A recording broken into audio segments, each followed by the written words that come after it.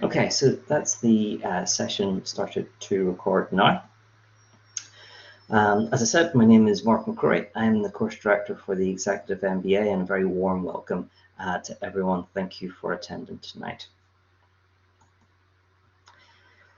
There's a couple of slides that our admissions and marketing colleagues like to be included as standard in these presentations. So I'm just going to go through this first two slides very quickly.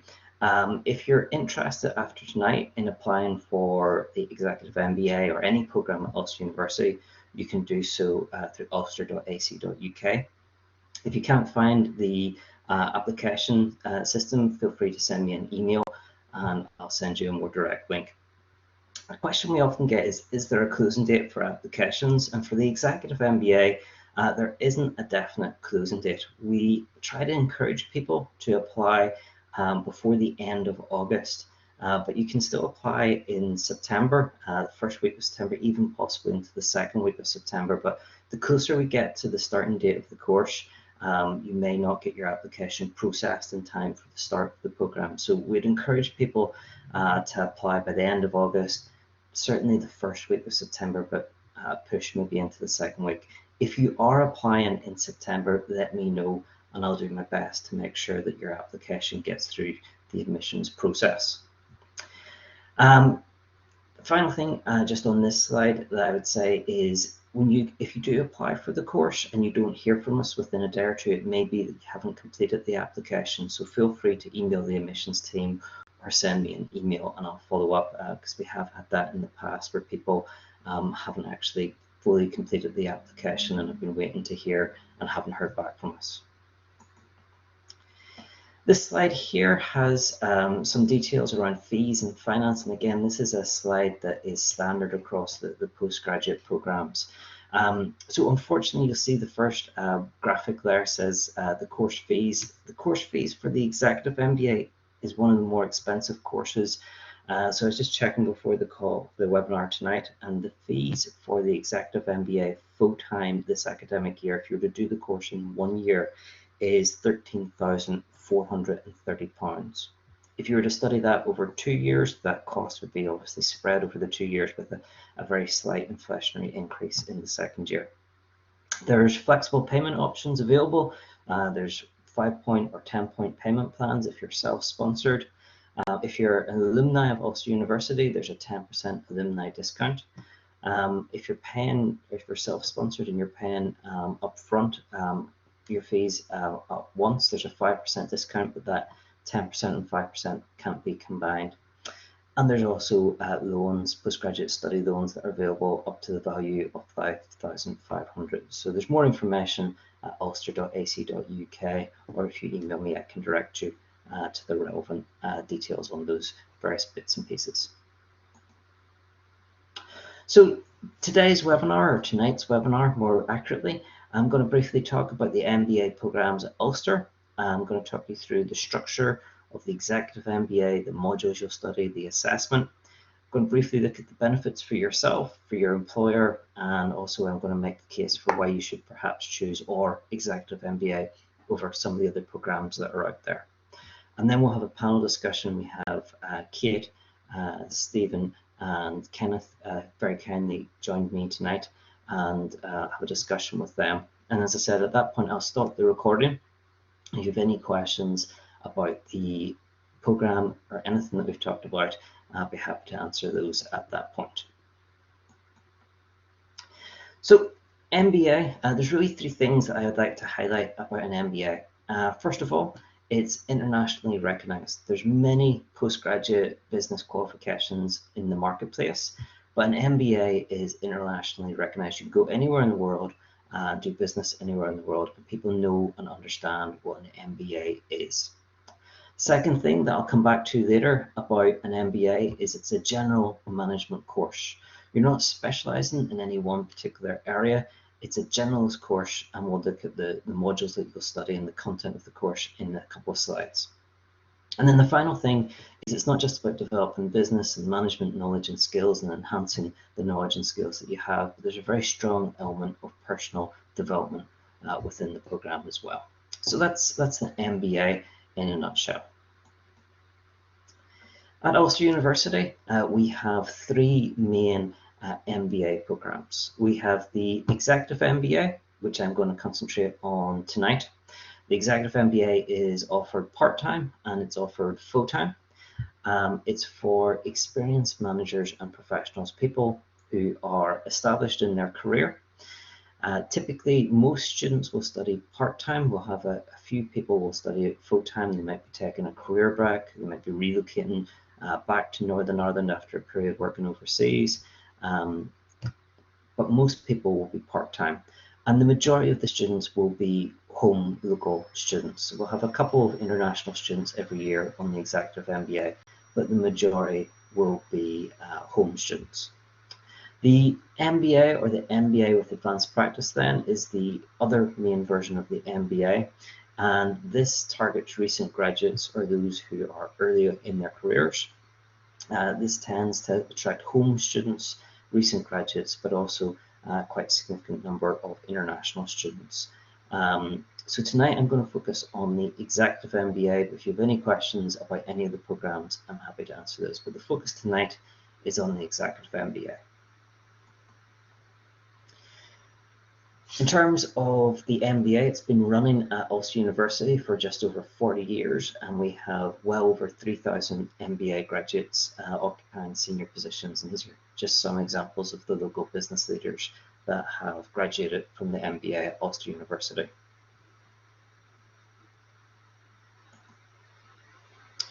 So what I thought I'd do to start off is look at the structure of the course, the modules that you'll study, and the assessment. So in terms of structure, if we start with the first column on the left-hand side, the academic year is structured into 3 semesters. Semester 1, which runs from the end of September through to December, over 12 weeks. Semester 2, which is the end of January through to May, again 12 weeks, but with 2 weeks for Easter break in there, so actually 14 calendar weeks. And then semester 3, which is in the summer from the end of May through to the start of September. So if you were to study the Executive MBA part-time, you would do so over 2 years. And if we look at the middle column or the third column from the left, you'll see the part-time year 1. So in semester 1, from September through December, you would study 2 modules, and that's on a Tuesday afternoon and Tuesday evening for 12 weeks. Semester 2, January through to May, 2 modules, Tuesday afternoon and evening. And then semester 3 is in the summer. And what we do in the summer is, rather than bring students in for 12 weeks, we actually block teach. And what block teaching means is that you'll come in for 3-day blocks per module from 9:30 to 5 each day. And those tend to be scheduled in the last week of May or the first 3 weeks of June. And we do that in order to make sure that people are able to schedule any summer holidays and make sure that they're able to get that into their calendars. Part-time year 2 is exactly the same in terms of the semester structure. You'll study 2 modules in semester 1. The only difference is that you're attending on a Wednesday afternoon and evening. Semester 2, 2 modules again, Wednesday afternoon and evening. And then semester 3, 1 module, and you'll complete what we call the management project.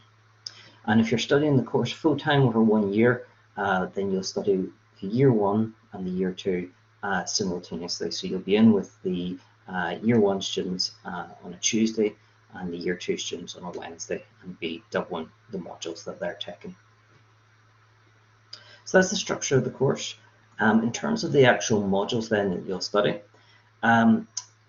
you'll have a recording of this that we'll share with everyone, and we'll send that out, and also the slides. So you'll be able to come back and look at this particular slide here, because you'll see that for each of the modules I've got the year and also the semester that you'll study. Quick question here, I'll just answer just some of the questions as they come up. Semester 3 is scheduled from May to September, but the teaching itself is condensed into these 3-day blocks. So you'll do 2 3-day blocks in year 1 and 1 3-day block in year 2. And that 3-day block will either be scheduled in the last week of May or somewhere in the first 3 weeks of June, and it tends to be a Tuesday, a Wednesday, and a Thursday as a 3-day block. And then over the rest of July and August, and possibly depending on the module into September, you'll be undertaking your coursework, which you can work on independently. So it's scheduled from the end of May to the start of September, but the actual face-to-face in lectures is condensed to the very end of May, start of June, and that means at least you can schedule in some summer holidays. So looking at these modules then, we have marketing, accounting and finance, managing people, and operations management, and those are like the 4 core functions of any business. Then we move on to modules like digital transformation, international competitiveness, leadership and change, innovation, economics, and strategy. So you study 10 top modules, and then you undertake a management project. The management project is worth 2 of those top modules. So 10 top modules, 1 management project, and the management project is like our version of a dissertation. And I'll come back to the management project later on in the presentation. In terms of the schedule for semester 1 and 2, question around specific start times, we run from 1:15 to 8:15 in semesters 1 and 2. Tuesdays in year 1, Wednesdays in year 2. Okay, assessment then. One thing that you hopefully will be pleased to hear is that there's no exams on the Executive MBA. It's 100% coursework. We try as far as possible within the confines of a master's level qualification to try to make sure that our assessment is practical and applied. And we also try to make sure, and I'll talk more about this, that we have at least 1, if not 2, live case studies that you'll undertake as part of your assessment. But there will also be opportunity in some of the modules to focus either on your own organisation or your experience to date with another organisation with whom you've worked with.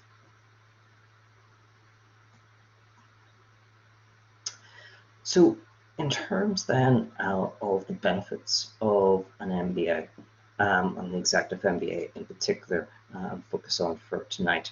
One of the main benefits that you'll find with the Executive MBA, and one of the reasons most people, or many of the people who come on the Executive MBA are looking for, is career progression.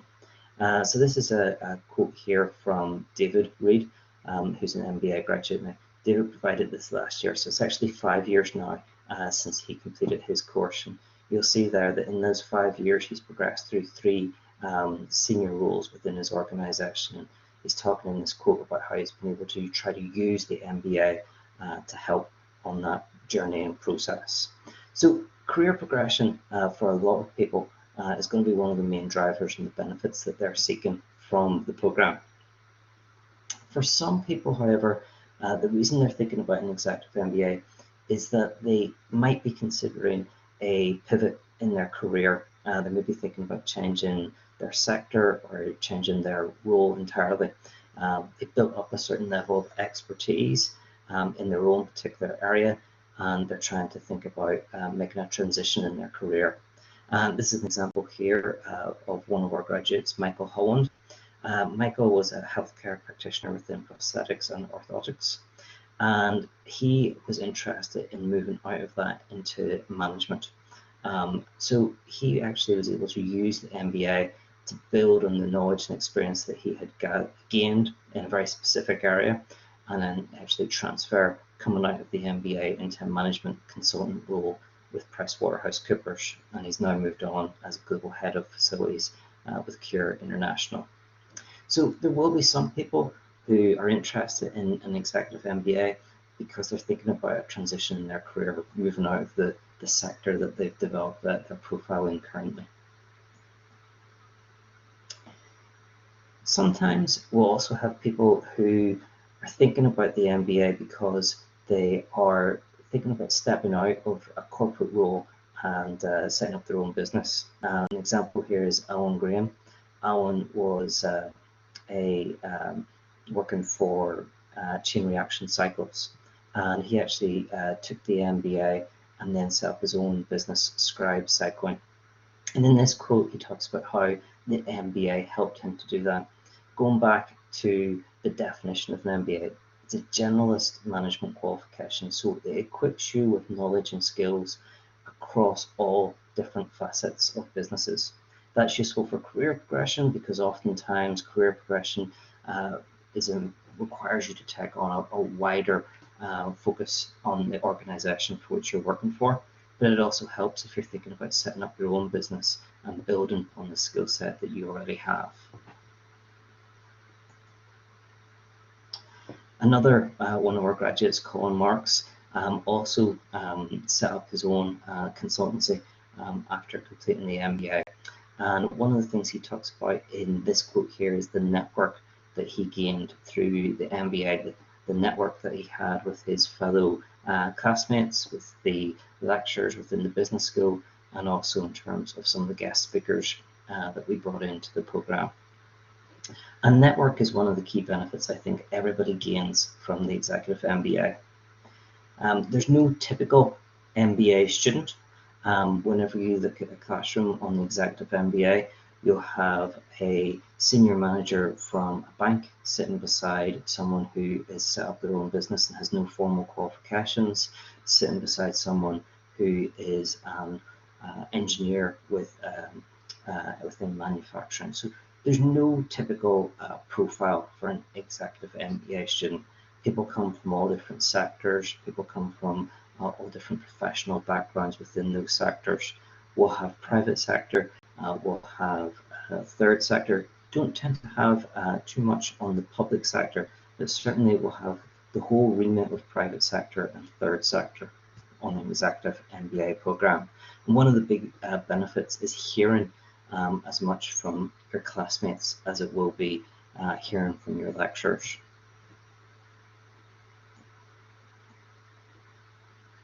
So that's some of the benefits for you if you're thinking about joining the Executive MBA.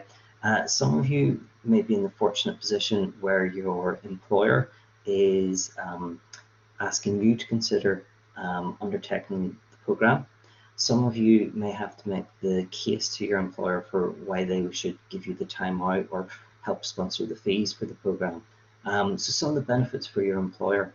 One of the main benefits that I think everybody tries to gain from an MBA is that when you're talking about senior progression, it's often requiring you to take a different perspective and look at a bigger picture and focus more on the strategic side of the business rather than the operational side. And in this quote here, John McCrory, who's one of our graduates, talks about how the Executive MBA helped him to do that while he was leading Bryson Charitable Group. Another benefit for your employer is that we spread the course out over 12 weeks, so there's minimal disruption. During semesters 1 and 2, if you're studying part-time, you know that you're going to be attending one afternoon and evening for 12 weeks in semester 1, 12 weeks in semester 2, so that's 24 afternoons and evenings for part-time students. And then semester 3 has those 3-day block taught modules.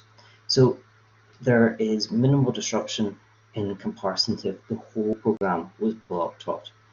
So we try to make sure that we teach over 12 weeks in semesters 1 and 2 to spread out that time that you're away from your employer. The benefit as well for you as a student is if something comes up in work where you have to miss a week in semesters 1 and 2, you're only missing 1 week, whereas if semesters 1 and 2 were block taught and you were away one of the weeks, you might miss an entire module. So it allows more capacity within the structure for people to balance the demands of their employer with the demands of the course. Another benefit for your employer that you might want to bring up is that the program is designed to try to address real work issues. So you'll be introduced to new ways of thinking, new ideas. The assessment's going to be thinking through practical problems, either with live case studies or with in your own organization. One of the key benefits is the final piece of work that you do for us is the management project. And the management project, as I mentioned earlier, it's like our dissertation, but a dissertation is about identifying the research gap and trying to close that research gap. Whereas the management project is about applying the learning that you've had from the MBA to a particular live issue within your organization.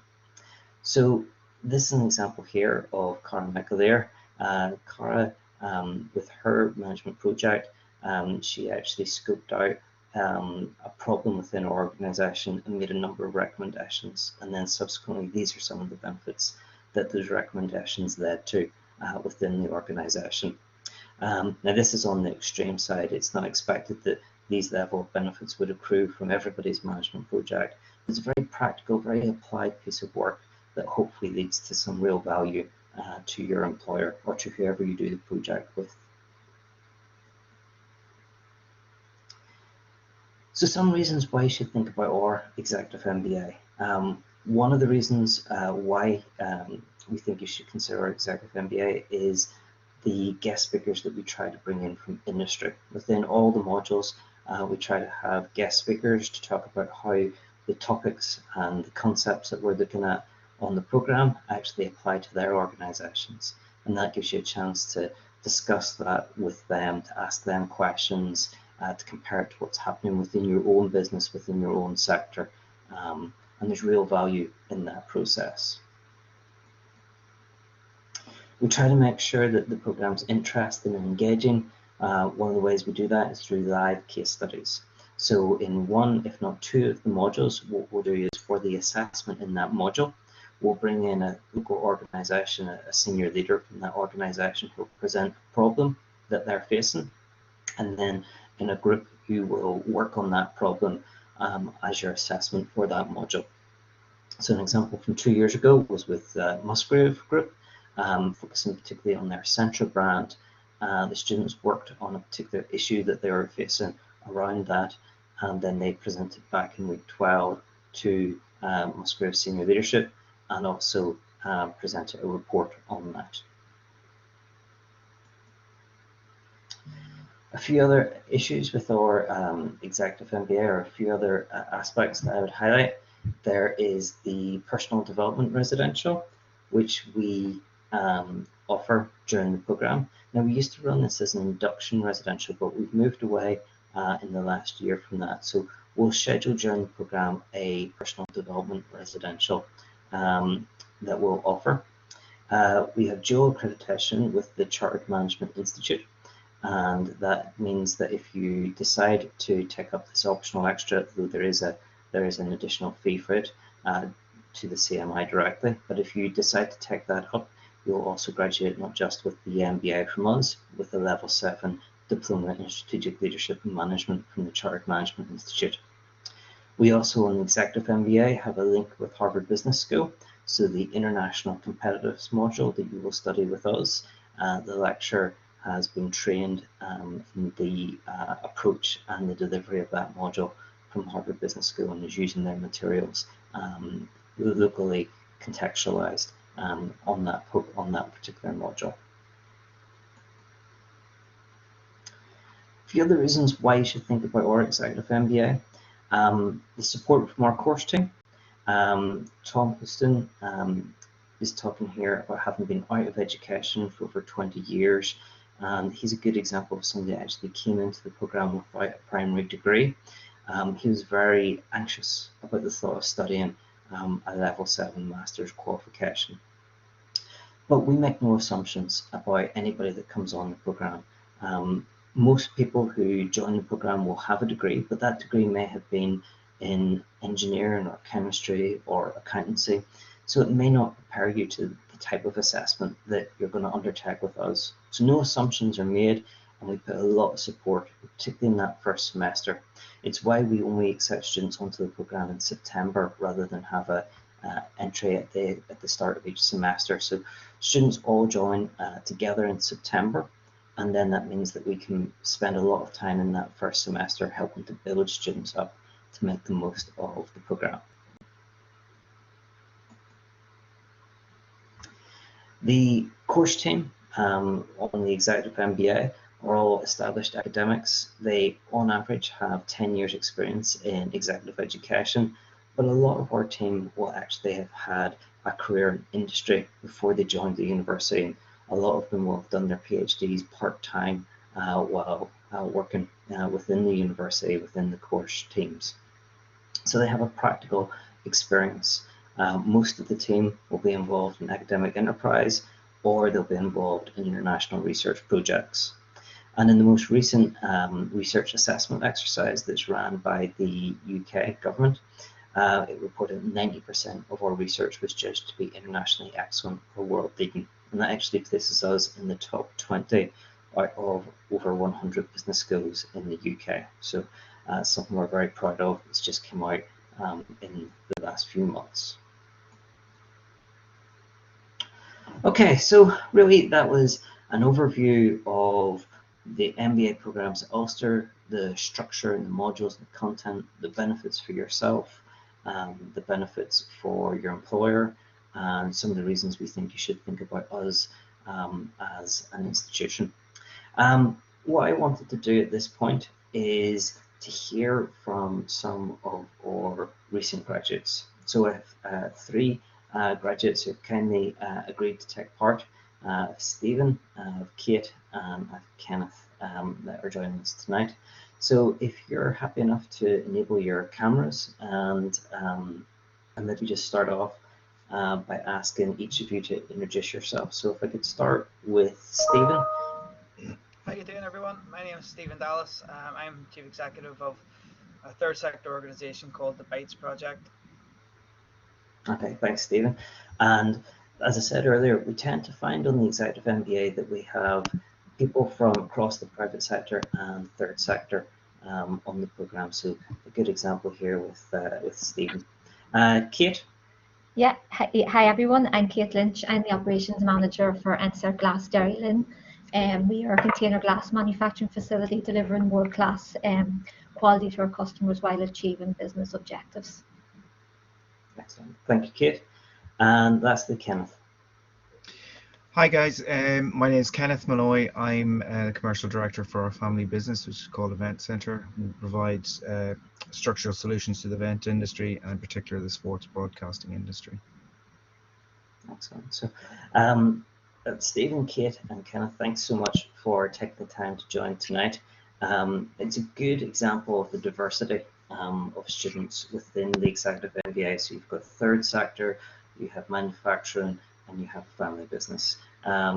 So variety of backgrounds, variety of career histories. The first thing I was going to start off, and I was going to ask this firstly to Kate. Kate, what motivated you to study an MBA? So for me, Mark, it was mainly around career progression and to have a business qualification. I didn't come from an undergrad. I went straight into the work industry and worked my way up within the business. So I always felt that having a business qualification would make me a wee bit more competitive in the job market and maybe a wee bit more attractive if I was looking to move out of the sector that I'm currently in. Excellent, thanks. Stephen? Yeah, I before I came to Bytes, I'd been working about 10 years in the Education Authority. So back to even Mark's comment earlier, it was kind of around the public sector.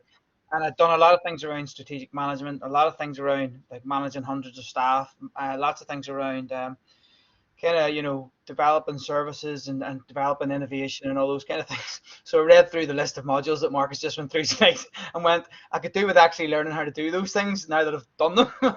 So I kind of used the opportunity to go to university to do the MBA almost as I've done all this stuff and I want to actually see, not that I do it right, because you do it as you do it, but to sort of see if I can learn some of the theories and some of the processes that were lying behind it from an academic perspective. That's probably what motivated me. Excellent. I should say I live 1 mile from where it used to be in Georgetown. That also helped me to decide to go down to Georgetown when it was there. Yeah, because we have actually Kate and Kenneth are both two of our students that live furthest away, and then you're our student that lives closest.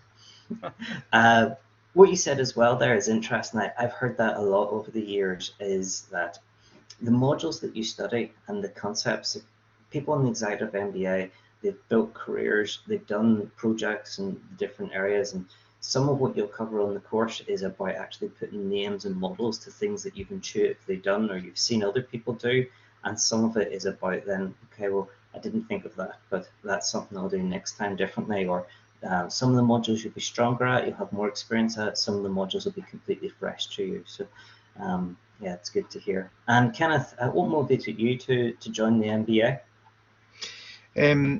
It was a couple of things. My career path had taken me from an undergraduate. I went through airline industry, then fast moving consumer goods. I remember leaving one of the companies in 2010 that I had worked for about 14 years. And I looked down through the list of training, and it was Diageo or Guinness as it was at the time, and they have a fantastic load of training. So I found myself with this big long list of courses that I'd done. They're all tailor-made to the industry I was working in, and I didn't have a qualification at the end of it. I always wanted to have a qualification for me, not for my career progression or anything else like that. Within the industry that I now work, it became feasible and it became possible. I could see a way that I could do it, and I said, well, I want to get myself an MBA. I contacted Mark. He came back to me very quickly on email and basically talked me through it a bit like what he's doing tonight. And then Ulster is just accessible to me. I live just across the border in the south, and it was a lot easier. I looked at DCU, I looked at Smurfit Business School, I looked at Trinity, a couple of different colleges, and the one that kind of seemed most appealing from a course content, from its broadness, from what I wanted to get from the MBA was the Ulster one. Excellent, thank you. And I should have said as well, I've heard that quite a bit over the years as well, that people tend to do an MBA for career progression, maybe thinking about a transition in their career, maybe they've got an idea of a business in the background, but sometimes, and it's not that uncommon, people just really want to get an MBA. It's something they've always had an interest in, and for whatever reason, now is the time that they're going to do it. Other times, I'll speak to people, and it might be 4 or 5 years before they actually commit to doing the program. So if that applies to anybody that's listening tonight, you're not unusual in that this might not be the year for you, but certainly start the thinking process. Okay, so Kenneth, you mentioned a bit there in terms of why you chose Ulster University as opposed to some of the other institutions that are out there. Kate, was there any particular reason that you decided to choose Ulster? Because again, you live quite far away and quite a lot of travel to do each week. Yeah, when I first contemplated looking about doing an MBA, and I was funded by my organisation, which was very helpful. So when I started to speak to people within that, we had a few directors who'd actually come through the MBA program, and they had recommended Ulster. So that's more or less how I went with Ulster. Yeah, with 3,000 graduates, there's not many organisations within Northern Ireland that you don't meet somebody who hasn't had some connection with the programme within their organisation. So a lot of times it will be through referrals and recommendations, which is always good to hear. Okay, so Stephen, your question actually came in and it kind of overlaps a little bit with, we can come back in a second, but the next question I had for you is, given the fact that you're from Bytes project and your experiences a lot been in the public and third sector, how did you find the MBA? Has it been helpful to you? Yeah, the ones that, the one that was probably most useful to me was the ones that put me out of my depth, and there was 5 or 6 modules that put me out of my depth. Digital transformation, accounting, kind of the operations processes, that kind of one in operations management. Yeah, there was a couple economics was the last one I did, and really, really difficult. But the reason why I'm highlighting those, because they stretch me into things that, in the third sector, that always get, some of this stuff does get looked at, but not all the time, and it was kind of good to realize, they're not that hard. If you apply yourself, you've got the time, you can learn and you can make your way through it. So I think those kind of, that's definitely what I enjoyed. Probably about 8 of the modules reinforced and helped me to put structure where what I thought I knew instinctively and what I was learning on the job. And there were 4 modules that completely put me out of my depth that I really needed to dig deep and kind of work hard on. And that's kind of what I did. So those are the sort of stuck out for me, if you like. Just thinking of James's question there, honestly, I'm laughing because I said the one digital transformation there. Bytes is a digital, kind of inclusion charity. That's our focus. And it wasn't, I'd kind of done the digital transformation before I came into Bytes. And it's been very interesting doing that because a lot of the digital programs in the third sector tend to focus on skills development. And Bytes, we're looking at that, but we're also now trying to thinking about Internet of Things, thinking about 5G, mobile technologies, AI, and what it means for the third sector and public and citizens, because the third sector are really good in that space, whereas public sector is not great. Commercial sector can be in and out about that. So I kind of had, and I've just actually this week working on a tender on that very thing that is bringing me back onto my lecture notes for digital transformation. So hope that helps, James. It definitely is worthwhile. It definitely enhances anyone from the third sector coming in and doing it. Excellent, thank you, Stephen. And Kate, same question to you, except obviously you're from a manufacturing background. Have you found any particular modules or topics within the MBA that you've been able to use? Yeah, well, I'd say that there's nuggets of information from all of the modules, but for me, it's been mainly around the change management and the leadership modules. They really come into my line of work every day. So they are like currently we are doing a fifth shift. We're introducing that, so there's a lot of change management with that. There's a lot of leadership within that as well. So there is. So yeah, I found the whole experience really good. From all the modules right through for my role, I use every one of them within the day-to-day running of the as an operations manager. Excellent, thank you. And then Kenneth, you mentioned that you have started out with your career multinational organization, very corporate. Prior to joining the Executive MBA, you had then moved into a family business that you founded. So how did you find doing an Executive MBA? Were you able to take that back into your organization and your daily role? You use it every day. I couldn't agree more with Kate and Stephen. Every single day something crops up that you draw on your experience, or you look at a problem or an issue or something that's happened to you through the lens of what you've done in the MBA, or I do certainly. I can give you a couple of examples. When you're a commercial director, like, titles and roles don't really matter that much when you're in a small family business.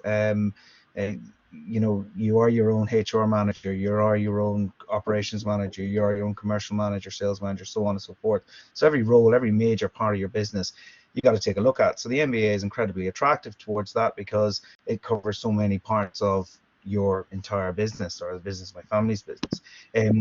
When COVID struck, we were literally stopped dead.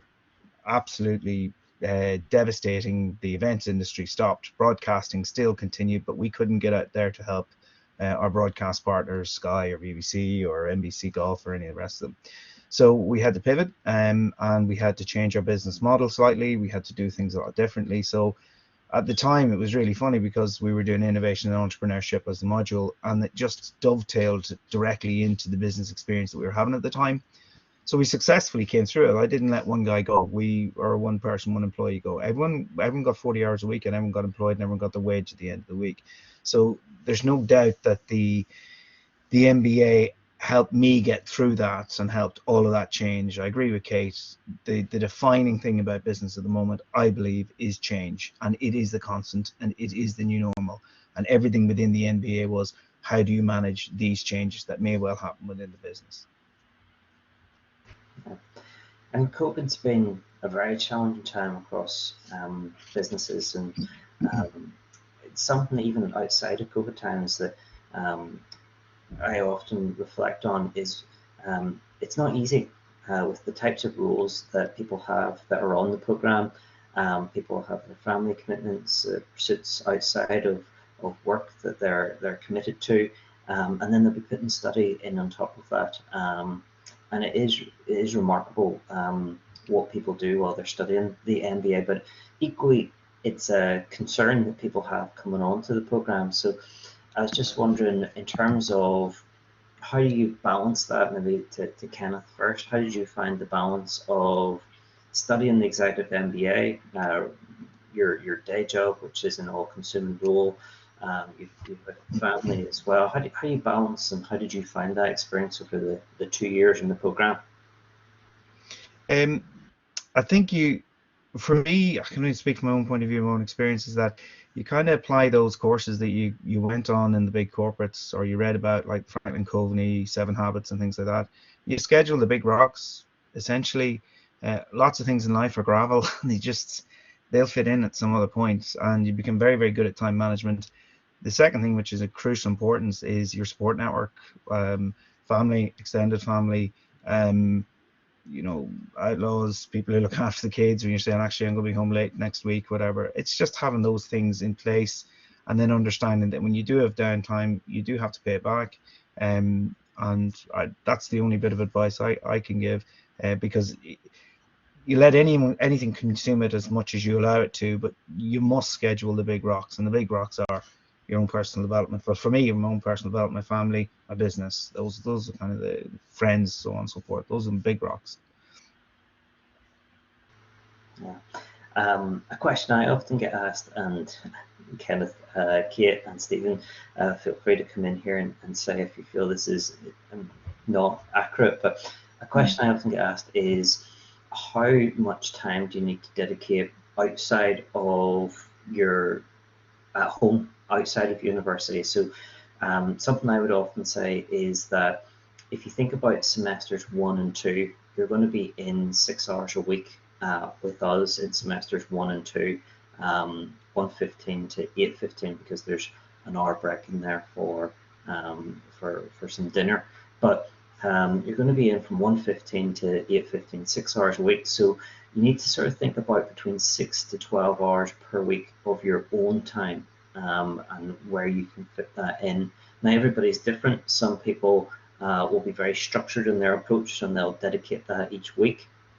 Other people will be more like me and be a bit more pressure prompted, and it's more coming up to a deadline that they're putting in a lot of hours trying to get to the coursework. But do you think that's a fair sort of estimate around the time outside the course versus the time inside the course? Absolutely, yeah, definitely. I know for myself, who didn't come from an undergrad, it definitely would have been probably more than 12. But that gets better, I think, as the course goes along. In semester 1, you do some group work, which was brilliant as well, because you're working in teams and they bring you along, and you can, discuss your fears and that with the team, and making sure you're getting the assignment done and all the rest, and they all keep you on track as well.